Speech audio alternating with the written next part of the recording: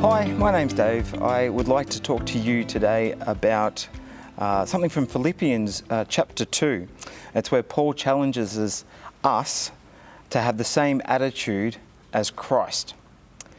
Philippians chapter 2, this is from the New Living Translation. Is there any encouragement from belonging to Christ? Any comfort from this love? Any fellowship together in the Spirit? Are your hearts tender and compassionate? Then make me truly happy by agreeing wholeheartedly with each other, loving one another and working together with one mind and purpose. Don't be selfish. Don't try to impress others. Be humble, thinking of others as better than yourselves. Don't look out only for your own interests, but take an interest in others too. You must have the same attitude that Jesus Christ did. Though he was God, he did not think of equality with God as something to cling to. Instead, he gave up his divine privileges. He took the humble position of a slave and was born as a human being.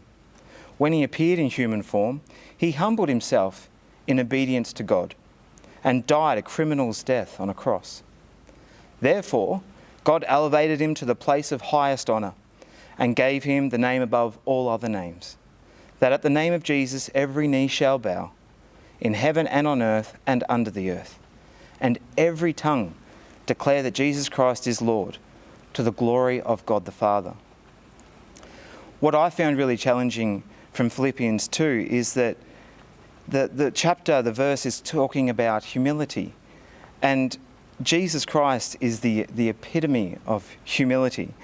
Humility is often associated with another word, humiliation, and while they come from the same Latin root word, there is a massive difference. Humility is to lower oneself, to lower yourself. Humiliation is when someone forces another person to be low.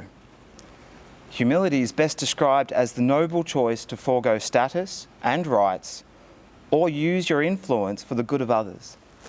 A humble person is one who holds serving others as a powerful act. Jesus is described by his Father in Isaiah 42 as a servant, as his chosen servant.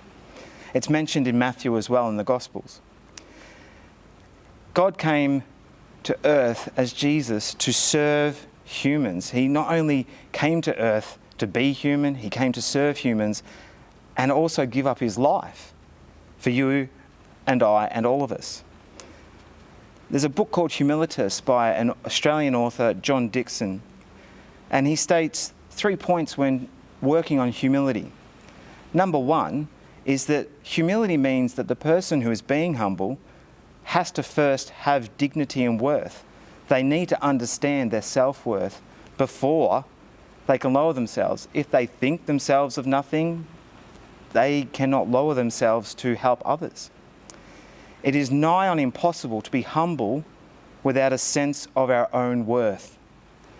Number two, humility is a choice. Otherwise, it is humiliation. Just as Jesus made the choice to serve and save us, we have the choice to follow his example. Number three, humility is social. It is public. It is not a private act of keeping one's accomplishments quiet. That would be more like modesty.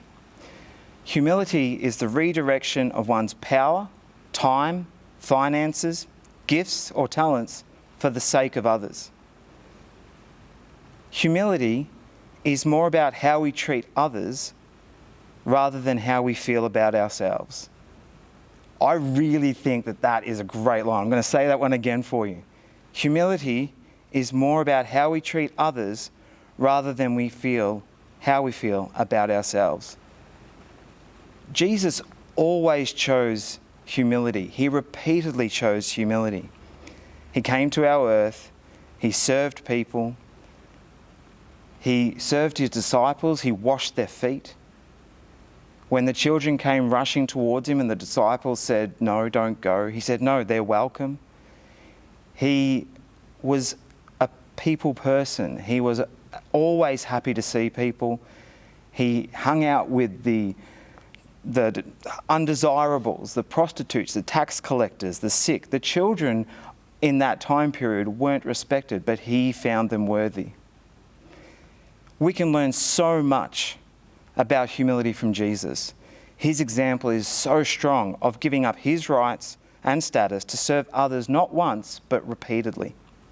The challenge is for you and I to choose humility and forego our rights, opinions, our power and status for the good of others and to serve others. Take inspiration from Jesus Christ and let our prayer be to have the attitude and humility and love that he displayed. Thank you and God bless.